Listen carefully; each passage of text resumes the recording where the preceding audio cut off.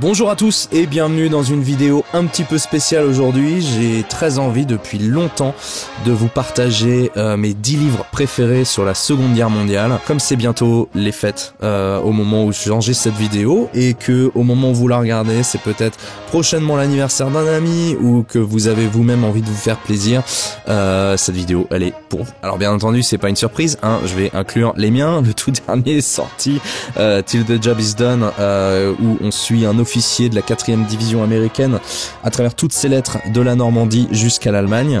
Donc ça c'est sorti chez Orep Éditions cette année en 2023.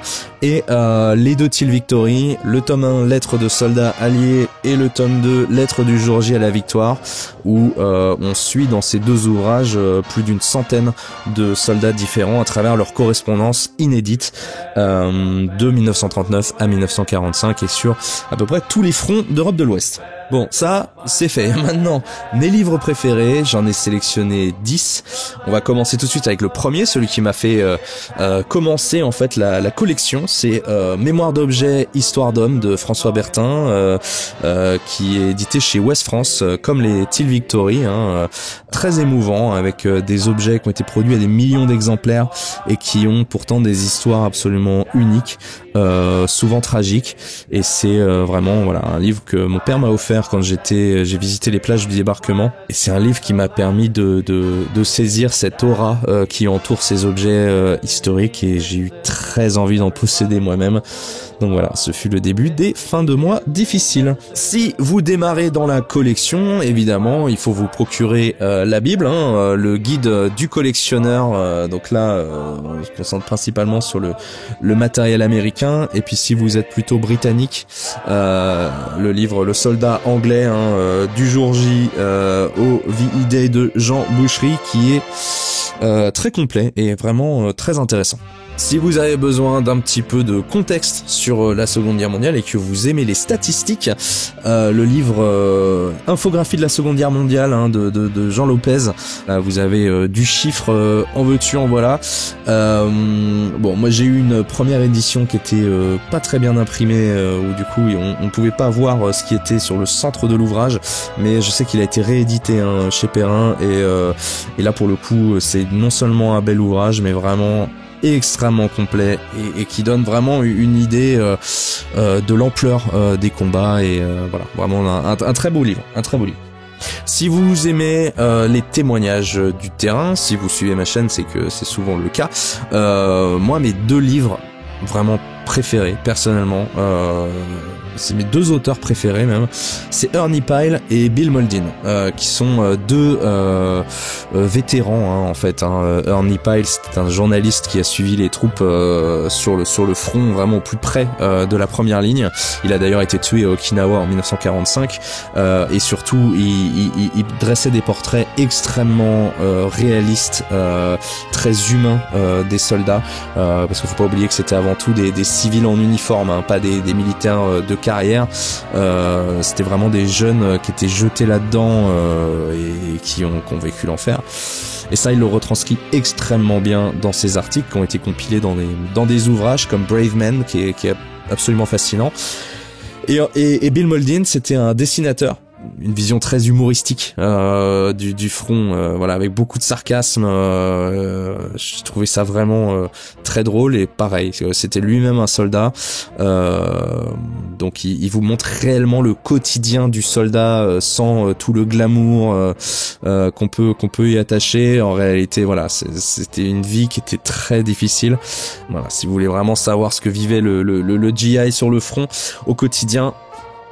Si vous voulez découvrir d'autres nations que les Américains, je vous aurais sélectionné 3. Benoît Rondeau a sorti Le soldat britannique, voilà, le vainqueur oublié de la Seconde Guerre mondiale.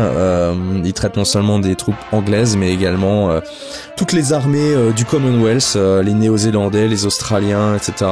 Et la complexité du système aussi de l'armée britannique, hein, qui a une histoire très ancienne, et vraiment fascinante. Donc très bon livre chez Perrin. Ça c'est mon coup de cœur, vraiment mon coup de cœur. Je l'ai acheté à Dieppe quand je m'y suis rendu pour le 80e du raid, et c'est un livre d'un Canadien, Nicolas Paquin, qui a fait un travail que je trouve assez similaire au mien dans son approche très humaine de ces combattants, et qui a dressé le portrait des Canadiens français qui ont participé au raid. C'est extrêmement recherché et c'est extrêmement émouvant. Il le fait avec énormément d'humanité. J'ai pris une grosse claque en découvrant ce livre, et surtout l'histoire de Dieppe, qui est bien souvent oubliée, mérite vraiment d'être connue. Donc avant d'oublier, parfait. Cocorico, les Français du jour J, de Benjamin Massieu, du témoignage, des cartes, vraiment beaucoup d'informations sur toutes les troupes qui ont participé au débarquement, parce qu'on parle toujours des 177 du commando Kiefer, mais il n'était pas seul, il y avait aussi ceux qui étaient dans la marine, l'aviation, plus de 3000 militaires français qui ont participé au jour J, et ça on l'oublie très souvent. Très bon bouquin. Je recommande aussi ceux de Stéphane Simonet, qui a beaucoup travaillé sur le commando Kiefer également. Il fait lui aussi de très bons ouvrages. Là pour les collectionneurs, c'est Éric Belloc et Arnaud Digard qui ont fait un très bel ouvrage sur quand les Alliés font la mode, comment finalement les uniformes de la Seconde Guerre mondiale ont inspiré des habits qu'on porte aujourd'hui au quotidien. J'ai appris beaucoup de choses sur ces pièces que je pensais connaître. Plein d'anecdotes sympas à sortir à ses collègues et ses amis quand on les voit porter un jean, un caban ou une marinière, ou tout simplement une veste un petit peu kaki. Voilà, il y a pas mal d'infos très très intéressantes sur voilà comment finalement la Seconde Guerre mondiale a influencé la mode d'aujourd'hui.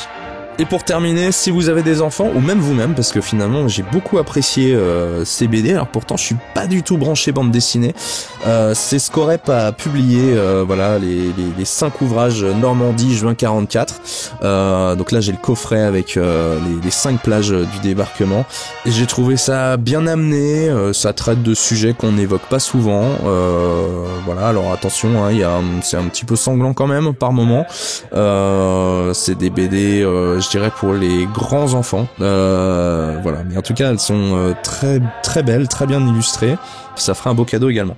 Et puis enfin, mais bon, je pense que voilà, vous les connaissez déjà tous, hein, tous les bouquins de Anthony Beevor, Stephen Ambrose, Alex Kershaw, des grands classiques. Moi, j'avais beaucoup apprécié celui-ci, hein, la Seconde Guerre mondiale, tout simplement.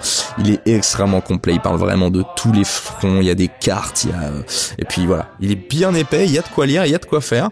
Donc voilà, c'est un ouvrage que je vous recommande. De toute façon, avec ces 3 auteurs-là, vous pouvez y aller les yeux fermés. Une belle sélection, assez complète, il y en a pour tous les goûts. Je crois que j'ai fait un petit peu plus de 10 hein, si vous avez compté, mais bon, c'est pas grave, on dira rien.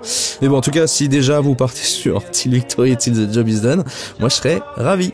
N'hésitez pas à me dire en commentaire si vous avez lu certains d'entre eux, si vous avez vous-même des ouvrages à recommander, parce que moi aussi il faut que je fasse mes cadeaux de Noël. Donc voilà, j'espère que ça vous a été utile, et je vous dis à très bientôt pour une prochaine vidéo.